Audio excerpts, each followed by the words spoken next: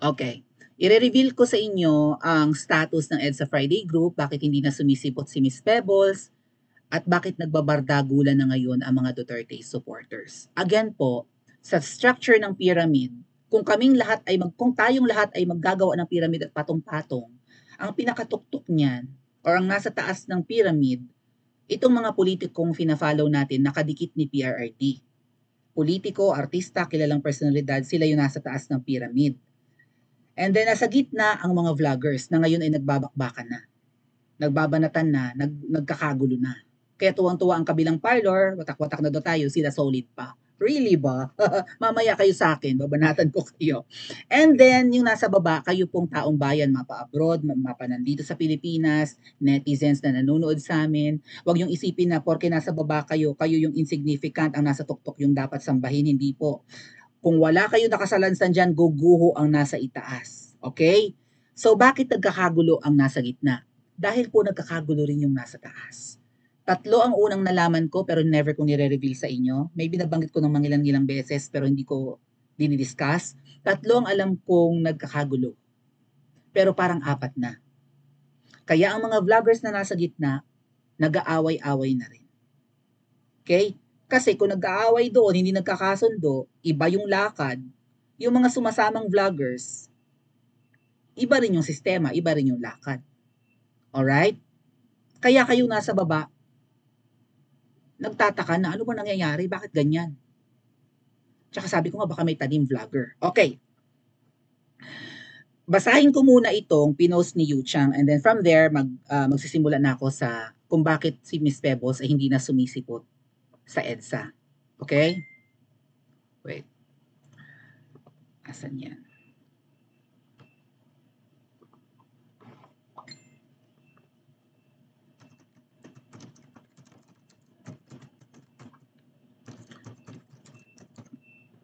Okay.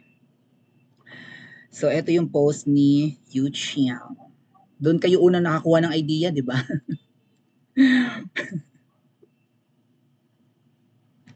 Ay, ano ba?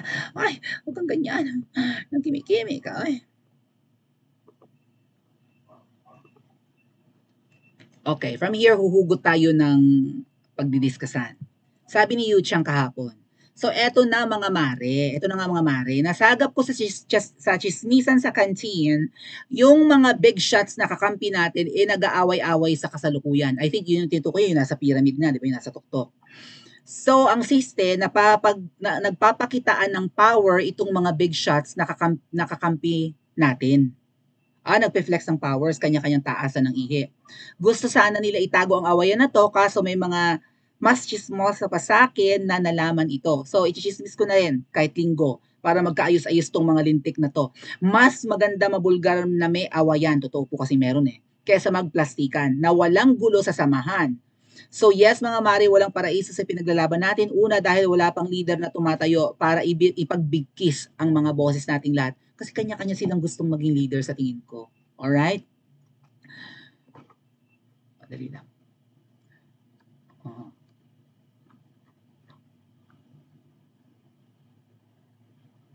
Uh-huh. Globally, ano nga globally? Hello po, thank you. Yun ang number one na problema. Kaya itong mga big boss na nasa baba, I think mga vloggers, nagpa-power struggle din. Nandito din sa gitna po yata yung mga leaders ng, ano ba tawag sa kanila, conveners, whatever. Yung mga nag-organize ng mga rally. Okay? Oh. Paano tayo mananalo nito? Paano tayo nito mananalo? Power struggle din. Pakitaan ng lakas. Paano tayo nito mananalo? Nagsasabunutan kayo, mga lintik kayo. Pero tayong taong bayan, kahit itong mga tumatayong leader ng grupo natin, nahihibang pa sa power struggle at pagkamuhi sa isa't isa, wag tayo mawawala sa focus natin dahil hindi to sila ang importante. Ang importante ay kung paano tayo makakaalis sa impyerno na dala ng mga juditos yada.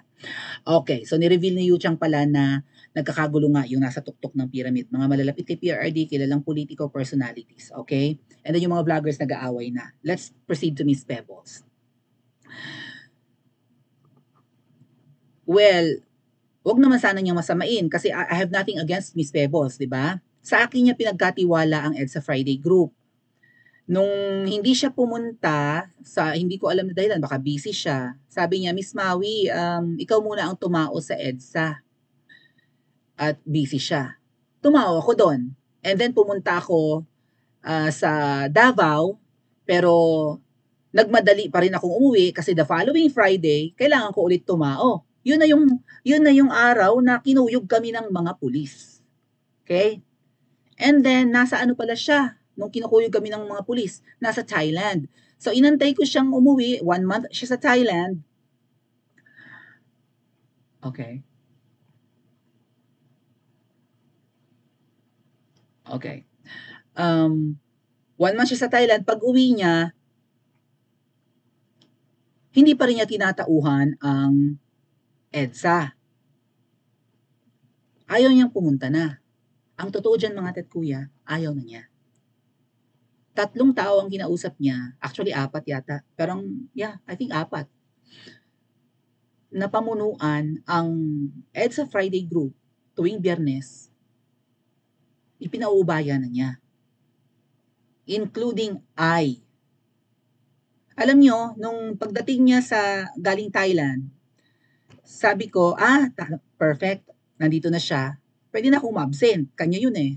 Sa kanila yun eh, former PDEA agent Jonathan Morales. Okay, hindi na ako luluwas, hindi na ako magagastusan. Nandito na siya sa Pilipinas, nakailang Friday na, hindi pa rin siya sumisipot. Ako naman, kahit sabihin ko na ayoko, dumadating ako. Wala eh, ganun naman kaming mga nasa EDSA Friday Group. Ang problema kasi mga tat kuya, yung mismo mga kagrupo namin, kumukonti din doon kasi bumababa ang moral. Ang tanong lagi, nasan si Pebbles? Nasan si Pebbles? Tapos nakakailang Biyernes ng 2 buwan na in fact na hindi siya pumupunta. Tinatabangan na rin pumunta ang mga dumadating dong ordinaryong tao. Yung dumadating dong mga common, mga nako-curious, 'di ba? Nakikinig sa panawagan namin na okay, pupunta pala si Pebbles, pupunta pala si Maui, pupunta pala si PDEA agent Jonathan Morales. Mga ordinaryong Pilipino na, yung iba nga, 'di ba, senior citizen na, retired na. Sila yung may oras eh. Or kung sino man ang may budget, o kung sino man yung hindi employed ng 9 to 5, pupunta doon. At kahit may mga employed ng 9 to 5, pag out nila sa trabaho, pumupunta doon. Sumusugod doon. Naiipit sa traffic, humahabol. Alam niyo bang may dumadating doon alas 8, alas 9? Dahil na-stuck in traffic, dahil galing sa trabaho. But despite that, dumadating doon. Tapos hindi dumadating si Miss Pebbles. Sabi ko nga, kung pupuntahan lang ni Miss Pebbles itong EDSA, mag-comment nga kayo para comment na kayo ha. Kung hindi ko man mabasa at least nakikita, di ba? Ganun na lang.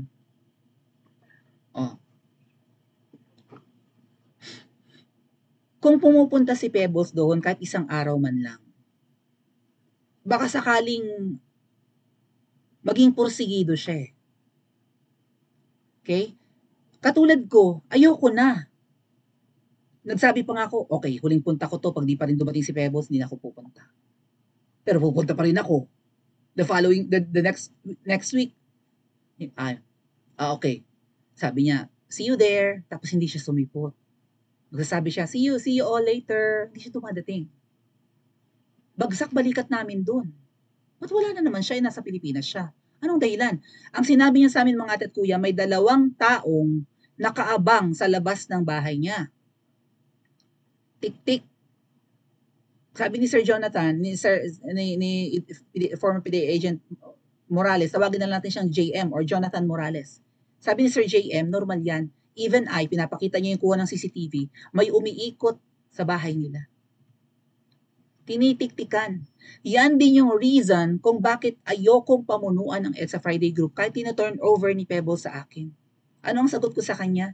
Ayokong bitawan mo ang EDSA Friday Group. Ibig sabihin, hindi ko tatanggapin ang ibinibigay mong responsibilidad sa akin na ako ang mamuno dyan. Even Sir JM uma-absent. Bakit? May mga court hearing siya, may mga lakad siya. 2 na lang silang mag-asawa sa bahay nila, may mga alaga pa siyang, may mga bago siyang mga fur babies, At kung ano-ano pang pinagkakaabalahan, plus yung may kaso nga siya. Plus yung asawa niya, parang nagpa-MRI nga, di ba? Yung nagkamali pa ako ng pagkakaintindi. Pinatunaw ang bato sa bato. Pina-MRI ba yun or whatever. Hindi operasyon ang ginawa. Parang ginamitan na lang ng kung ano man yun. Di ba? Parang dinurog yung bato gamit ang technology, laser and whatnot. Nagkasasan ng malaki. Hindi sumisipot si Sir JM. Marami ring issues about Sir JM na maraming issues si Sir JM against SMNI, against KOJC. Okay? Kaya marami ring galit dyan. I think ang Banateros galit kay Sir JM. Parang may bangayan sila. Anyway, ayoko makisali. Okay. Tinanggihan ko si Miss Pebbles. Ang alam ko 3. Sa meeting namin kagabi, kaya hindi ako nag-vlog, wala si Miss Pebbles, 4 yata ang inalok niya na mamuno ng grupo. Tumanggi ako. Right? Kasi ayaw kong i-give up niya. Yan yung totoo dyan. Kaya siya hindi dumadating, ayaw na niya. At baka yung reason ko bakit ayaw, may death threat. May nakaabang na 2 bruskong lalaki sa labas ng tinitirhan niya. Ngayon, ang gusto ko mangyari, sana i-post niya yan sa social media. Hindi yung mga pinapost niya, pambabardagol sa kung sino-sino. Nakakampi naman natin. But anyway, diskarte niya yan mga ate at kuya. Ano magagawa ko, di ba? Hindi makikinig sa akin yun. Mas matanda siya sa akin, mas palaban siya sa akin. Yung mga sinasabi niya sa social media, banat niya sa KOJC, banat niya sa mga banateros, including Boss Dada, kasi nga binibira na siya ngayon. Ang iniisip kasi ng iba, babaliktad na eh. Right? Baka mababayaran, kaya dinudurog ni Pebos ang mga kakampi. Interpretasyon yun ni Boss Dada. Kaya nagbabardagulan sila ngayon ni Miss Pebbles. Pero ang lahat ng pinupost ni Miss Pebbles against KOJC, against SMNI, against Banateros, hindi yun collective opinion and stand ng EDSA Friday Group. Kanya yun. Bilang independent vlogger. Bilang kritiko ng Marcos administration. Kanya yon, hindi kasali ang EDSA Friday. Ang alam ko, ang EDSA Friday Group, binabanatan din ng kaaway ni Miss Pebbles eh. Nadadamay kami. Pero kanya yun. Okay? Si Miss Pebbles, kahit na nilet go na niya, ang grupo namin, ang tingin namin mga ate at kuya, siya ay miyembro pa rin namin. Umalis siya, bumalik siya, siya ay kasama namin. Sa ayaw niya at sa gusto, part siya niyan. Kahit na nasisira na ang tingin ng ibang tao sa EDSA Friday Group, hindi namin siya itinatakwil. Kahit na yung kanyang mga pinagpo-post ay ayaw namin, dahil ayaw naming bardagulin ang KOJC. Hindi binabardagol ng EDSA Friday Group ang KOJC. I, as one of the vloggers of EDSA Friday Group, hindi ko binabardagol ang KOJC. Wala akong inaaway sa SMNI. In fact, kausap ng kagrupo namin ng SMNI kagabi. Oh. And even KOJC. Kausap ng kagrupo namin. So, yung mga banat ni Miss Pebbles, labas dyan ng EDSA Friday Group. Okay.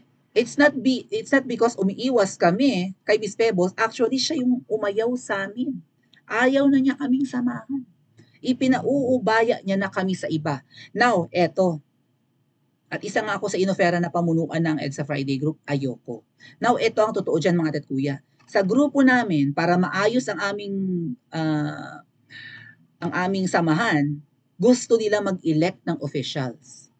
May president, vice president, yada-yada. Siyempre dyan nagpapasok sina Miss Pebbles at Sir JM. Pero, ang grupo ng EDSA Friday Group, walang leader. Or at least, ang tinitingala namin leader, si Sir JM at si Miss Pebbles. Sabi ko nga sa mga grupo namin, huwag niyong isipin na leader niyo ako ha, or isa ako sa tinitingala niyo dito. No, pantay-pantay tayo. We are all members para walang pataasan ng ihi. Miyembro lang ako, vlogger lang ako, taga-cover lang ako ng event, hindi niyo ako leader. Kahit ako ang manlibre ng pagkain niyo, tubig and whatnot, hindi ako leader. Ang totoong leader dyan, sina Sir JM at si Miss Pebbles. But so far, hindi kami nag-i-elect ng president, vice president, secretary. Hindi. Lahat ng dadating dyan, sasama sa amin, magtatsagang maging regular dyan sa EDSA, miyembro. Baka nga mamaya may mata sa amin, hindi lang namin alam. May sumasali sa amin. Hindi pa naranasan ni Miss Pebbles na makaharap yung mata na padala ng kabilang parlo. Bumubuntot sa amin. Nakikiisa, kinukuha ang loob namin. Kung ano-ano ang mga sinasabi na para lang makuha ang loob namin. Baka nga meron na sa grupo namin na nakuha na talaga ang loob namin eh. Na araw-araw din na every Friday din na pumupunta doon, regular din na pumupunta, pero 'di ba malay nyo, for the money lang pala yun or umaamoy lang ng baho ng grupo namin and then taga-sumbong. Wala kaming leaders. Ang kinikilalang leaders niyan si Miss Pebbles at saka si Sir JM. Kahit na nililet go na niya ang grupo, yan pa rin ang tingin namin. Ikaw ang birth child mo to. Baby nyo to. Ni Sir JM, Miss Pebbles. Part ka nito, whether you like it or not. Kung gusto mong itakwil ang grupo natin, Miss Pebbles, mag-post ka. I am no longer part of EDSA Friday group. I am no longer the leader. That's my challenge to you, Miss Pebbles. Huwag mong isipin na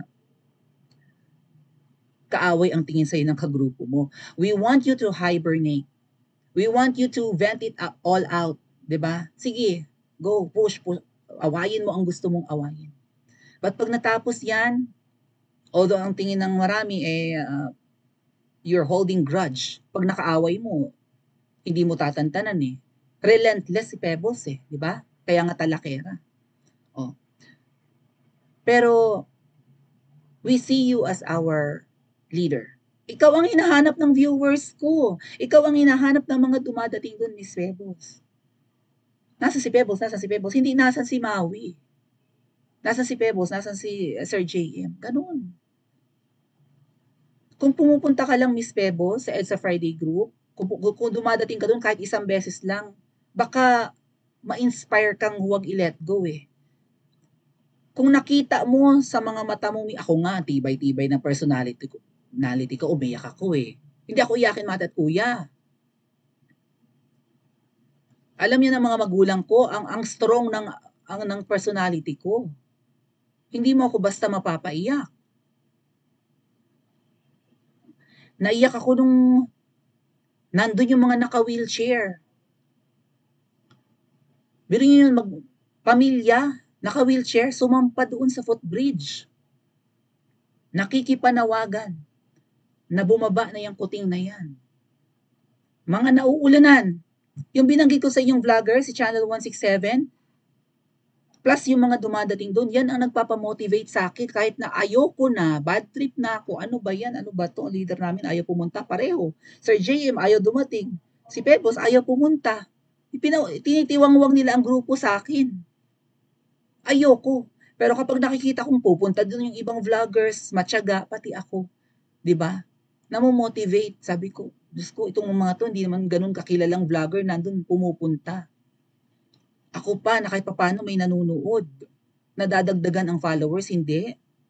Kung tinatamad sila, punta ako. Susuong ako sa panganib. Malay nyo, may sniper na dyan. May asset na eh. May mata na dun. Natatakot na kami. Pero kung dadating lang si Pebbles dun, baka sakaling ma-move siya, di ba? Maawa siya sa mga nagkukusa. Yung mga tumatayo doon, yung flag bearer namin at kung sino-sino pang mga mas may edad kesa sa amin. Nananakit ang tuhod, nananakit ang mga joints, kaso-kasuan. Bagsak ang katawan pag uwi. Wala kaming upuan. Footbridge yun, 2 oras, 3 oras na nakatayo doon, ang iba mas maaga. Sabi ko nga kung dadating lang si Miss Pebbles doon, baka sakaling magbago ang isip niya. Maraming nagtataka, ba't ka na ganyan? Bakit binabanatan mo ang KOJC? Bakit binabanatan mo ang SMNI? Bakit kayo nagbabardagulan ng well given? Kasi nga, yun ang tingin sa'yo na naiiba na ang ihip ng hangin mo. Part ng SMNI yan sina Boss Dada, sina Banat Bay. Kaya sila nagka-clash. But ang point ko dyan, mga ate at kuya, saka tayo magbugbugan. Saka tayo magtagaan na tayo, gampasan na tayo ng 2x2, lahat tayo mga Duterte supporters. Pag lumagapak na yung main nating kaaway.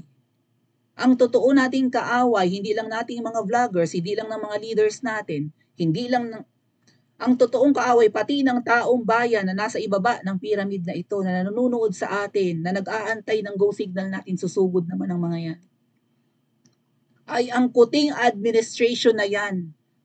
Kung may mga nakikita tayong pagkakamali sa kapwa natin vloggers at even sa mga leaders natin, for the money, hindi matapang, ayaw sumama sa atin. Maliit lang yun. Kumpara sa kasalanan ng totoo nating kaaway, bilyon-bilyon, trilyon-trilyon ang ninanakaw. Sindikato, doon tayo tumutok. Doon tayo gumawa ng hakbang paano natin pababagsakin yan.